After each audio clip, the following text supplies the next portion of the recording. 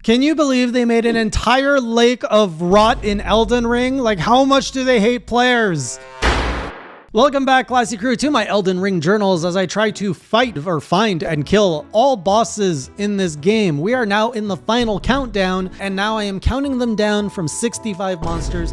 5 were felled last week, which were actually quite unique, which is good because in my last journal I was complaining about repetition. Now there are 60 left, but let me recount my adventures in the Lake of Rot for you and the bosses that entailed. So I did finish Ranni's quest, which is why I ended up in the Lake of Rot. So I ended up in a place that was a little hellish. Everything was red. The water was red. The sky was red. I was even red. And then I died when I was too red. So the Lake of Rot was super intimidating at first. I'm like, no way am I going to explore this thing. And people were like, oh, there's so much to explore. I'm like, no. The thing that made it bearable is the fact that it is so well designed. I have to say, Elden Ring, you give me the bullshit, but you also give me some appreciation for good game design. The fact that you have all these little islands that you can actually run to, and the length of time it takes you to get the rot status is like barely. If you run it and you're efficient, you will actually avoid rot by running island to island, assuming you can heal the rot off of you at every island. So that part I loved. Now, the other part I loved is the fact that there are these switches which make these massive pillars come out of the lake. That mechanic, I love that too. Where I started getting worried was the fact that there was a boss that was clearly there. I raised some platforms around him. I was like, oh no, I don't want to fight a boss in the Lake of Rot. That sounds terrible.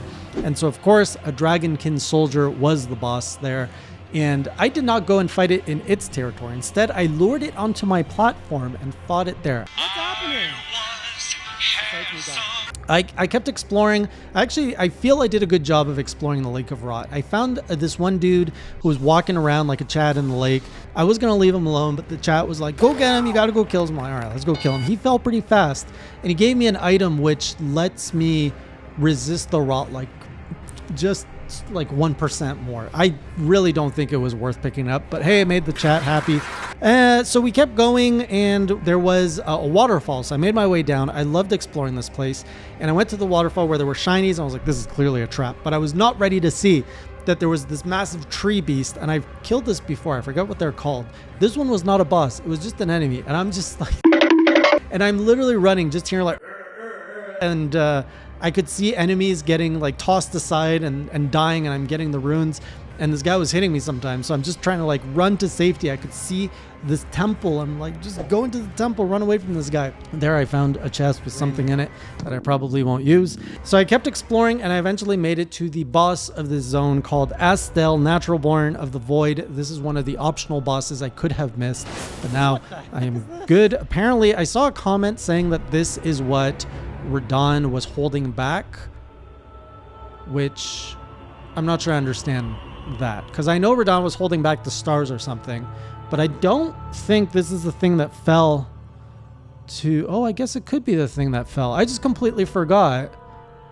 This is, oh my goodness, yeah, because I've been exploring down where the meteor fell for the longest time. I totally forgot that I've been going down this hole. Anyways, it died. No, it's not that simple. This boss was super intimidating, had a really long tail. It had these like bright orange spots, which I thought for sure meant that's what I had to hit. And maybe it is, but I didn't see it react to my hit. So I just stuck in its face after I realized, oh, the face is the weak point. This is what I got to hit. And you just have to deal with its gravity thing. So it was pretty easy once I actually took the time to study the boss and figure out what to do. The one attack I couldn't figure out how to avoid is when it tosses you up into the air with gravity. Everything else, it projects pretty well. It's just a matter of dodging like its sweep, and then it has a bunch of bombs. And then there's also the ripple gravity, which you just roll away from, and then you come back and you just attack it in the head. It was a pretty good boss once I understood the fight, as most boss fights go. You know, once you understand it, it's fun. So after that, I kept going. I ended up now taking, I think, an elevator that took me above the Albanoric village area. So I'm in Lyrna of the Lake, an area that I couldn't get to in the bottom left of the map. I've always wanted to be there, so now I can finally get here. And here there was some interesting fights. There was a glintstone dragon Ajula, which was fun. I had a good time with the dragon. People say I'm not efficient with it, with killing dragons, but this one fell. And then there was kind of this temple that was falling apart with a hole underneath it. And when I went there, I discovered Ranni's corpse next to some finger corpse. So some bad stuff went down. I think this is where Ranni met her end. I mean, I know this is where Ranni met her end, but it's okay. We saved her because we put a ring on her finger. Apparently putting rings on fingers is how you save people in this world. Why does no one come and put a ring on me in that game? So yeah, she's all happy. And I guess she's my waifu now legitimately, because I think that was a wedding. And it was a kind of a nice wedding, because instead of resulting in death, it resulted in revival. What a twist. And then I kept exploring this little area, and I came across a jail, and inside that jail was Lecto, Black Knife Ringleader, the most bullshit of boss. I did not finish killing this boss. So Electo I tried 2-3 times. She uses daggers like crazy. She's just like chud, and then you like jump away and she just jumps at you and then boom and then chud. Like there is no breathing room.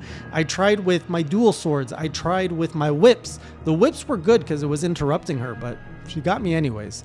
So I'm not sure if I should go with the whips, which interrupt, or the swords, which give more damage, therefore shortening the fight faster. I'll have to come back to this. This one is going to be one of those fights which I'm not going to like. I'm just not going to like it because it was a skill issue. Like the reason I lost was not because I'm not leveled enough or anything. It's just a skill issue. I can't put it all together. It's hard. So from there, I went back to Ranni's tower to see what's up there. There was a new bonfire or grace, which I got. And then Blade was pissed off. He went like crazy for some reason. I think he got possessed. Anyways, I had to fight Blade, killed him, got his armor, and then went to see the other minion of Ranni. I think his name is Jin or something. The blacksmith.